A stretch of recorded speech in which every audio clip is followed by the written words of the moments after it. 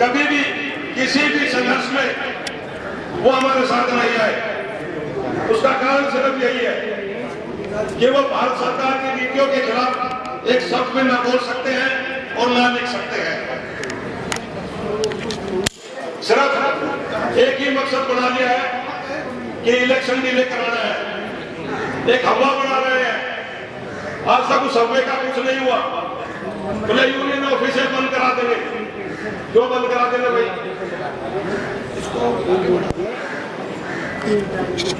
इसलिए आप सभी से मैं निवेदन करता हूं कि किसी भी हवा में ना आए और एक ही यूनियन है जो हमारी है, जो लगातार काम कर रही है, एयरपोर्ट अथॉरिटी एम्प्लॉइज यूनियन। आज भी आपके हितों के लिए लड़ रही है, लड़ती रहेगी, यह हमारा वादा है।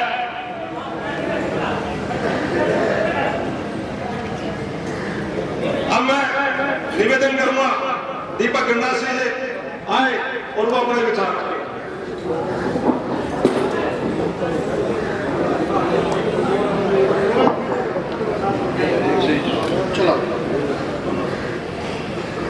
Respected general secretary Balraj Singh ji, Delhi base सभी ब्रांचों के साथियों नमस्कार। साथियों, जैसे गोड साहब ने बताया कि ये लंच टाइम जो भी मीटिंग्स वगैरह हम कर रहे हैं, ये सिर्फ इसी रिगार्डिंग हो रही है कि हमारे जो इलेक्शंस हैं वो डिले हो रहे हैं। वजह चाहे जो भी हो, सीएलसी उसमें कोई पार्ट है या मैनेजमेंट की तरफ से डिले हो रहा है, हमें नहीं पता इस चीज का, लेकिन हमारी एक ही डिमांड है कि करीबन 2 महीने निकल चुके हैं, हमारे इलेक्शन टाइम से हो जाने चाहिए थे। क्योंकि दोस्तों, आपको अच्छी तरह याद होगा कि 2013 और 2018 के इलेक्शन के दौरान भी, क्योंकि ये एक ऐसा टाइम होता है जिसमें कोई भी यूनियन रिकॉग्नाइजेशन खत्म हो जाने के बाद मैनेजमेंट कुछ ऐसे ऑर्डर्स निकाल सकती है जो हमारे एआई स्टाफ के खिलाफ जा सकते हैं। कई बार हमने लास्ट रेफरेंडम्स में ये चीज नोटिस भी की है, कई ऑर्डर ऐसे निकाल दिए जाते हैं जो किसी भाई के, हमारे किसी एआई एम्प्लॉइज के भविष्य के साथ भी नुकसानदायक हो सकते हैं। दोस्तों, हमारे सेंट्रल जेसीएल के कुछ पॉइंट्स हैं जो कुछ तो मैनेजमेंट ने वो ऑर्डर्स निकाल दिए हैं, लेकिन कुछ ऑर्डर्स पेंडिंग है हमारे ग्रुप डी स्टाफ के, हमारे बाकी भी जो ग्रुप सी स्टाफ का है। कई सारे ऑर्डर ऐसे हैं जो हमारे पेंडिंग है। अगर इलेक्शन टाइम से हो जाते तो अभी तक हम उन ऑर्डर्स को निकलवा चुके होते। दोस्तों, एक मुद्दा और चल रहा है, परिवर्तन चाहिए आपकी बार में। बड़ा सुन रहे हैं व्हाट्सएप पे आजकल बड़ा फेमस चल रहा है परिवर्तन चाहिए। भाई परिवर्तन तो चाहिए, लेकिन किस चीज से परिवर्तन करना चाह रहे हो? अपोजिशन में कुछ मौका परस्त और अवसरवादी नेता जो कल तक यहाँ मलाई खा रहे थे, आज कुछ के वहां चले गए। कुछ ऐसे लीडर्स हैं जो कुंभकर्ण की नींद सोते हैं 5 साल तक। जब इलेक्शन आता है तो उठ के खड़े हो जाते हैं कि वे इलेक्शन आ गया, चलो ऑल इंडिया लोगों को फोन करेंगे, मैं आ गया हूं इलेक्शन में, ध्यान रखना। तो साहब, अपोजिशन में तो ये चीज चल रही है, तो इसलिए परिवर्तन करना है तो ऐसा परिवर्तन कीजिए आपकी बार कि ऐसे जो अवसरवादी नेता हैं जो हर 5 साल में आपके सामने आगे इलेक्शन में खड़े हो जाते हैं, उनको आपकी बार उनकी जमानत ही जब्त कर दीजिए।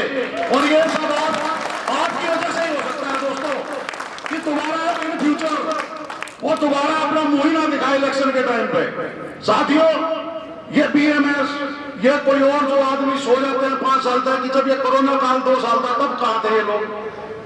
आपके साथ कंधे से कंधा मिला के ये यूनियन और यहाँ के जितने भी नेता लोग हैं, सब आपके साथ कंधे कंधा मिला के खड़े रहे हैं। चाहे कोरोना काल था, चाहे आपकी आर्थिक और सामाजिक उत्थान के लिए कोई काम करने हैं, कोई ऑर्डर निकलवाना होता है, तो यही एक एम्प्लॉयज यूनियन ऐसी है कि जिनके पास कितने जबरदस्त समझदार लीडर्स की एक फौज है, जो मैनेजमेंट के अंदर अपने जीएम और उससे अब जितनी भी हमारी मैनेजमेंट है, चाहे उसमें मेंबर हो, चेयरमैन और मेंबर एक दिन में तो बन के नहीं आते। आजकल हमारे चेयरमैन साहब आईएएस, पिछले कई सालों से आईएएस ही रहे हैं। मेंबर साहब हैं, बड़े मेहनत करके और बड़ी उनकी जो वो अपना एजुकेशन को देखते हुए उनको ये सीटें दी जाती हैं। तो साथियों, यूनियन के अंदर भी ऐसा ही एक दमदार लीडर होना चाहिए जो उनको सुपर पावर करके इतनी बड़ी जो डिग्निटी बैठी हुई है मैनेजमेंट के अंदर, उनके साथ बात करके, उनके साथ मीटिंग्स करके अपने एम्प्लॉयज के लिए कुछ ना कुछ बढ़िया निकाल के ला सकता है। ऐसे समझदार लीडर्स की जरूरत है, ऐसे बंदरों की जरूरत नहीं है जो उछल कूद मचाते हो।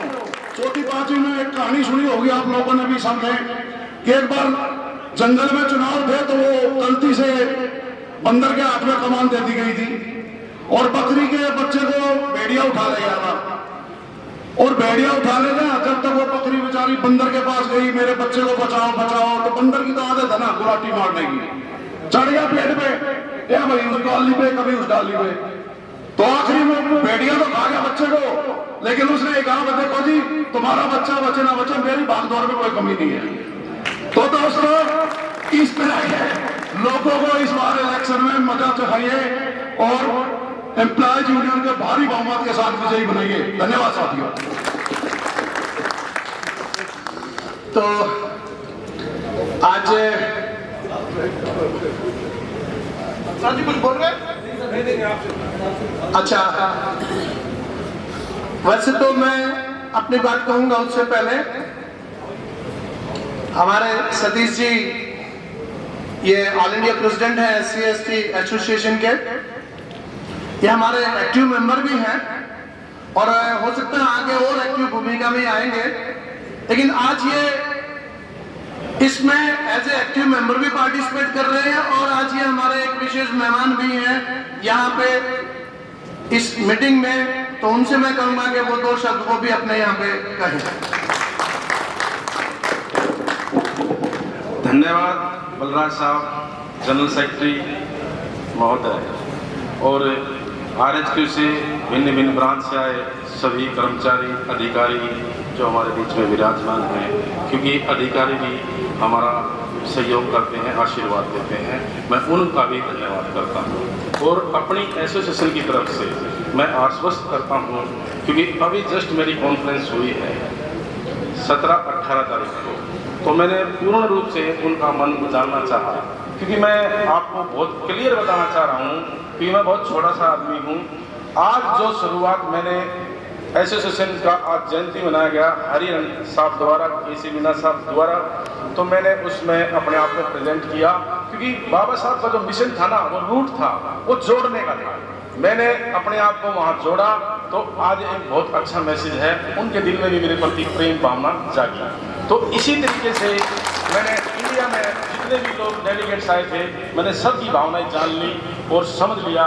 कुछ थे दाएं बाएं थे और वो सत्य आप भी जानते हैं, लेकिन मैं एक बात कहता हूँ, जिसको रूल्स पॉलिसी जितने भी एक्ट हैं जो बलराज साहब को पता है, शायद अभी भाई मंजीत अभी थोड़ा कम है, तो उसको अभी सीखने की आवश्यकता है।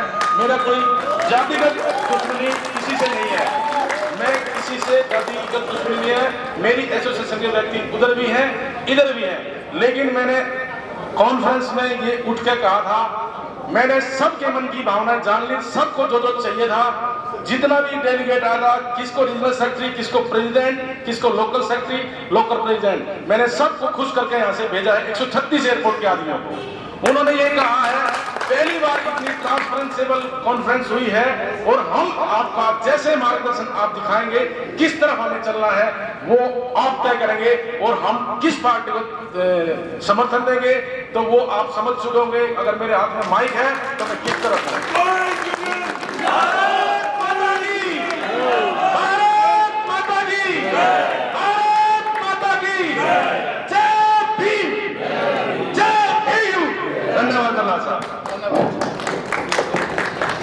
धन्यवाद साथियों और धन्यवाद सतीश जी पूरा फर्स्ट क्लास जोश भरने के लिए।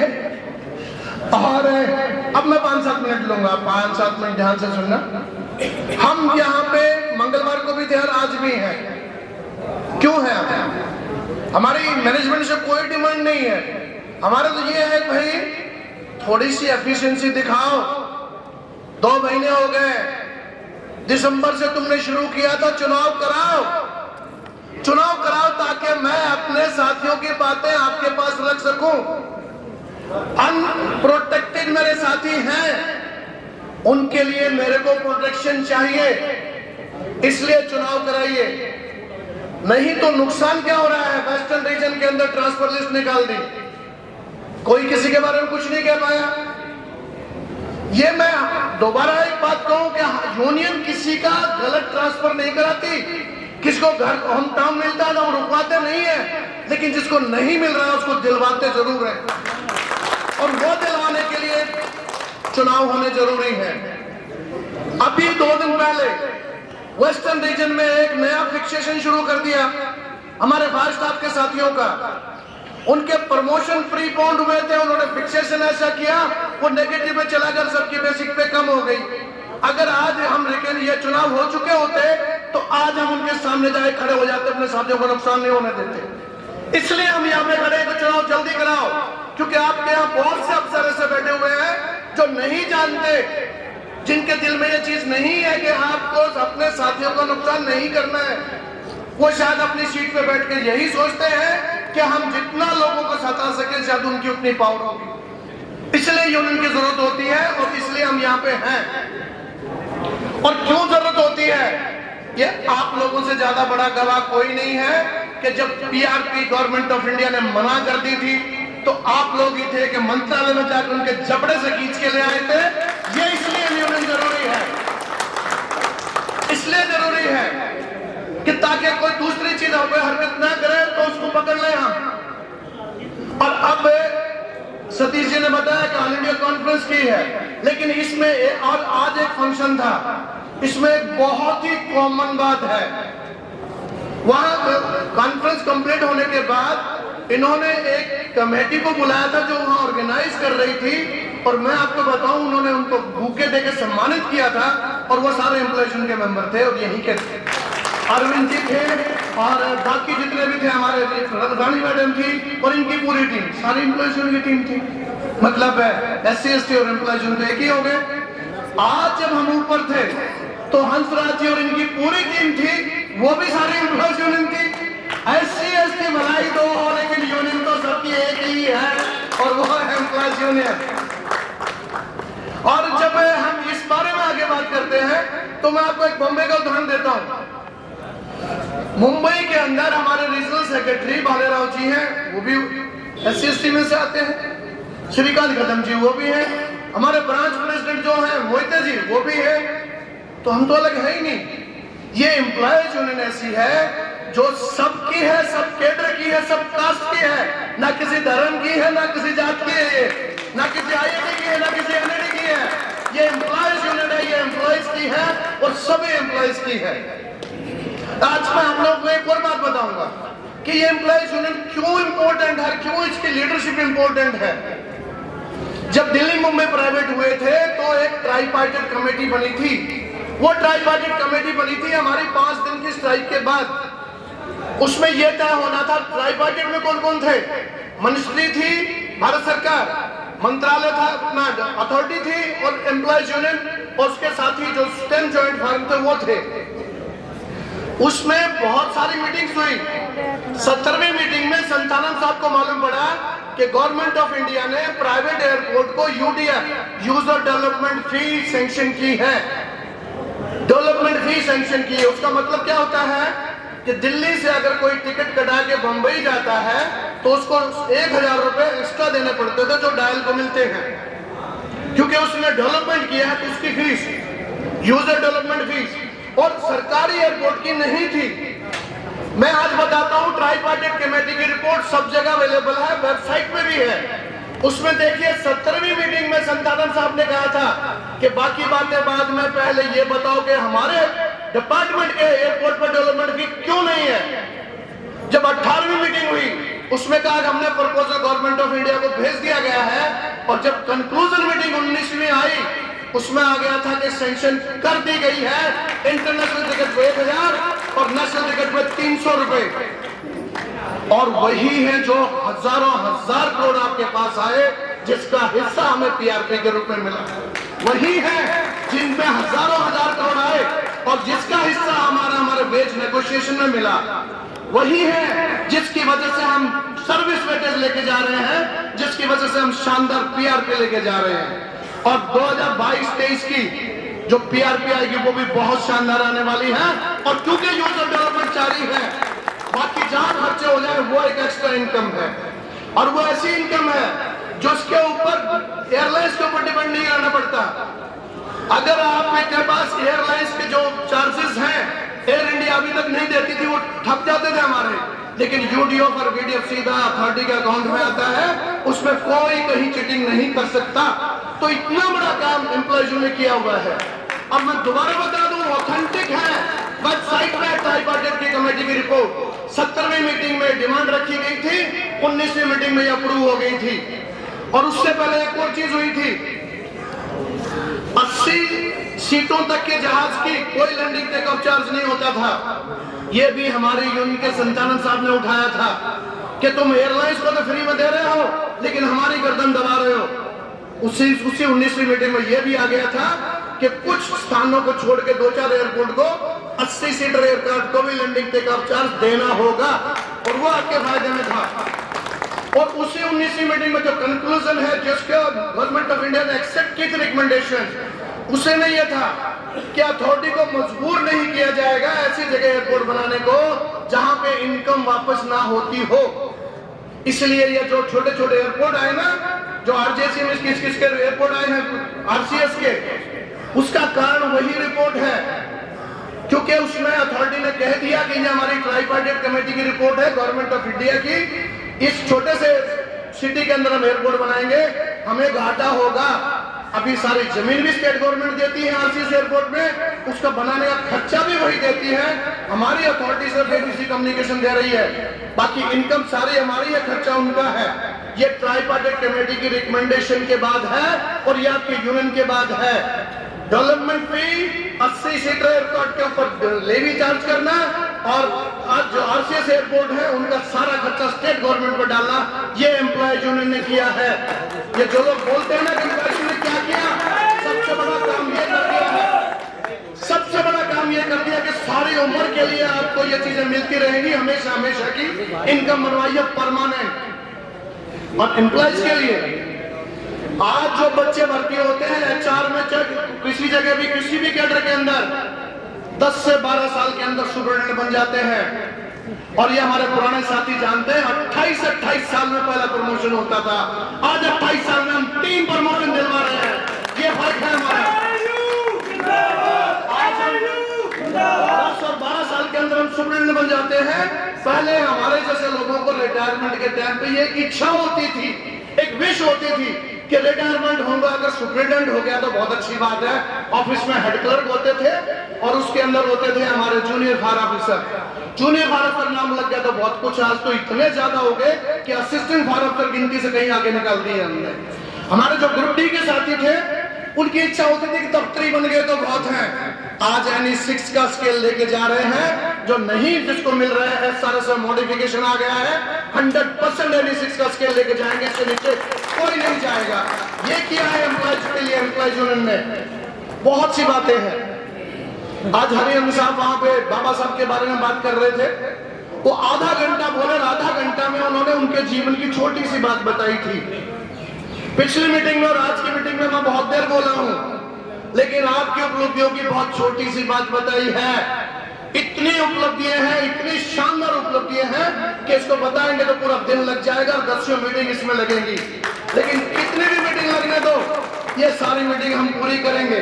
और जब तक ये लोग हमारा चुनाव नहीं करा देते, हम यहाँ आते रहेंगे। मेरे से पूछा था मैनेजमेंट ने, कब तक आओगे?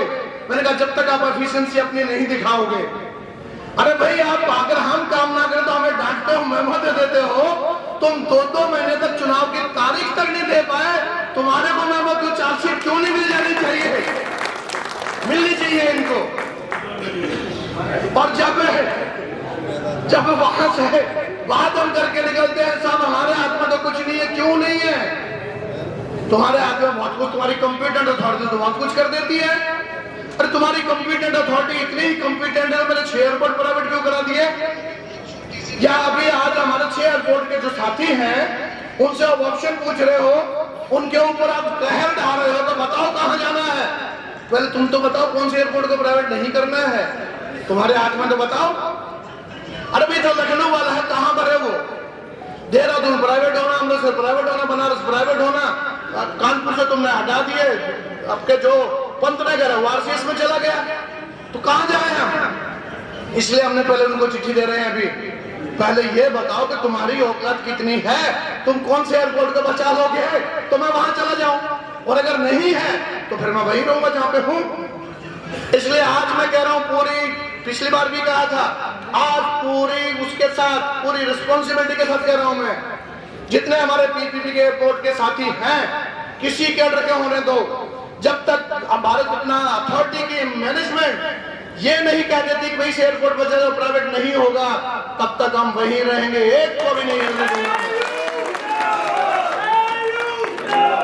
आज जितने हम यहाँ साथी खड़े हैं, जब वो मौका आएगा तो मेरे को उम्मीद है कि 100% साथी नीचे आएंगे, चाहे मंत्रालय घेरना पड़े, चाहे कुछ आगे जाना पड़े, घेरेंगे और रोक के बैठा देंगे, लेकिन साथियों को हिलने नहीं देंगे। दिल्ली मुंबई की टाइम की बात और थी, एक्सपीरियंस नहीं था, अब एक्सपीरियंस है, और यहाँ एक्सपीरियंस ही काम आता है, क्योंकि यहाँ कबड्डी या फुटबॉल नहीं खेलनी है, यहाँ किसी के पीछे से कुर्सी उठा के बैठ नहीं जाना, उससे बात नहीं बनेगी। यहाँ तो जो सामने आपके इंटेलिजेंट हाईली एजुकेटेड मैनेजमेंट बैठी हुई है, उसको ओवर पावर करना है, उसको अपनी काबिलियत दिखाना है, जब वो बात मानते हैं, नहीं तो छोटे भैया भी, छोटे से छोटा अफसर भी हमारे खिलाफ लिख के बैठ जाता है। और ये 2 महीने के अंदर ही हम फील कर रहे हैं, थोड़ी सी लिबर्टी मिली और आगे शुरू हो गए हैं लोग। तो साथियों, ये आज की हमारी सभा पूरे इंडिया में हो रही है। आज हमने सिर्फ इतना किया था कि यहाँ पे चेयर्स वगैरह लगा के सारी मीटिंग नहीं की थी, क्यों हमारे ईडी साहब बोल रहे थे यहाँ कुर्सी लगवाना है तो हमसे परमिशन लो, नहीं परमिशन ली तो हम कुर्सी हटा देंगे। तो हमने कहा भाई तुम्हें मेहनत करने की जरूरत नहीं है, जब हमें अपना अधिकार लेना है तो हमें बैठने की जरूरत नहीं है, हम खड़े होकर लेंगे, खड़े होने में ज्यादा चुस्ती रहती है, इसलिए इस बार हमने ये सब किया है। एक बात और, उसके बाद मैं अपना कंप्लीट करूंगा। 25 साल से आपकी यूनियन रिकॉग्नाइज है।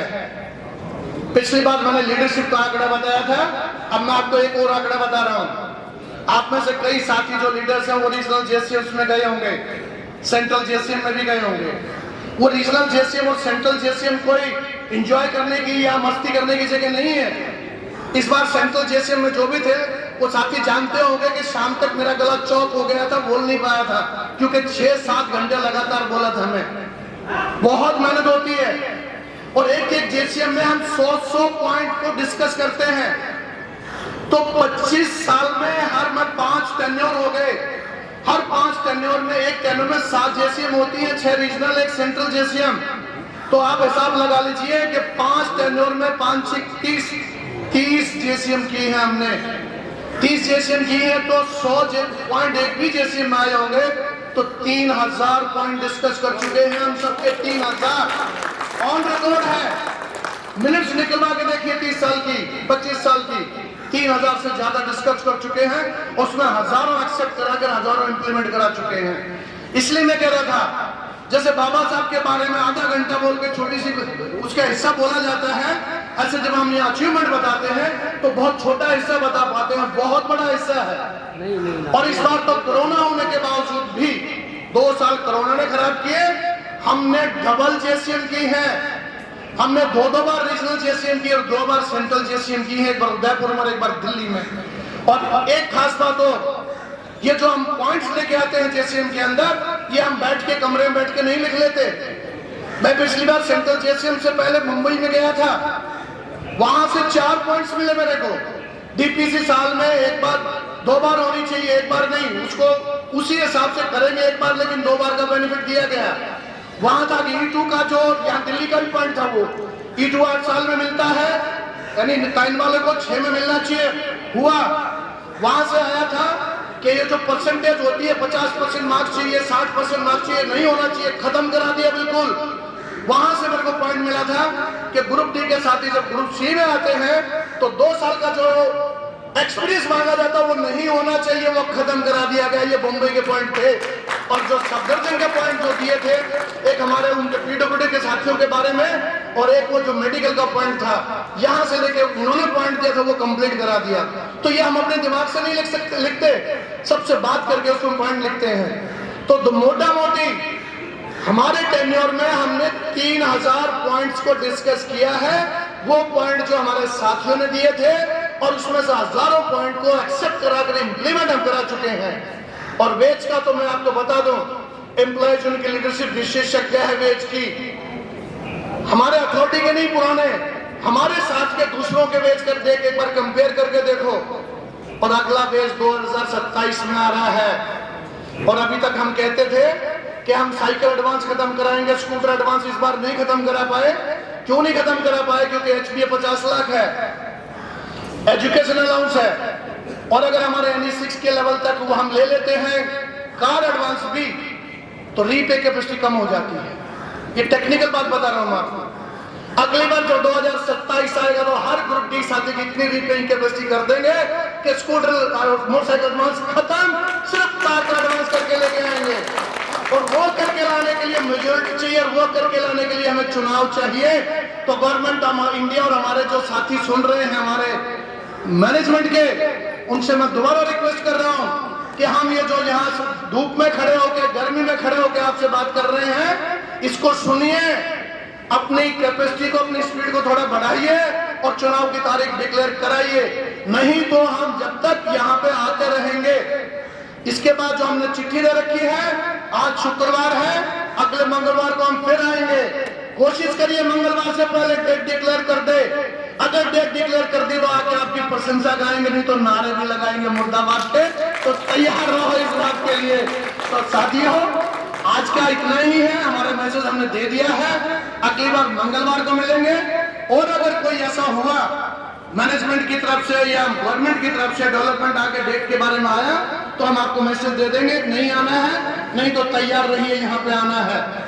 और अपने अधिकारों के लिए लड़ने के लिए अगर सैकड़ों बार भी आना पड़ेगा तो आएंगे, क्योंकि अधिकार का लड़ने की लड़ाई छोड़ दी तो मैनेजमेंट की मर्जी चलेगी। आज हमारा ईडी भी हमारा बिना कानून के कुछ नहीं कर सकता। अगर हम नहीं लड़े तो असिस्टेंट मैनेजर भी हमारा फांसी टांग देगा, छोड़ेगा क्या। इसलिए अपने आप को सेफ्टी करने के लिए जरूर हमें आना है। धन्यवाद साथियों, धन्यवाद, थैंक यू वेरी मच।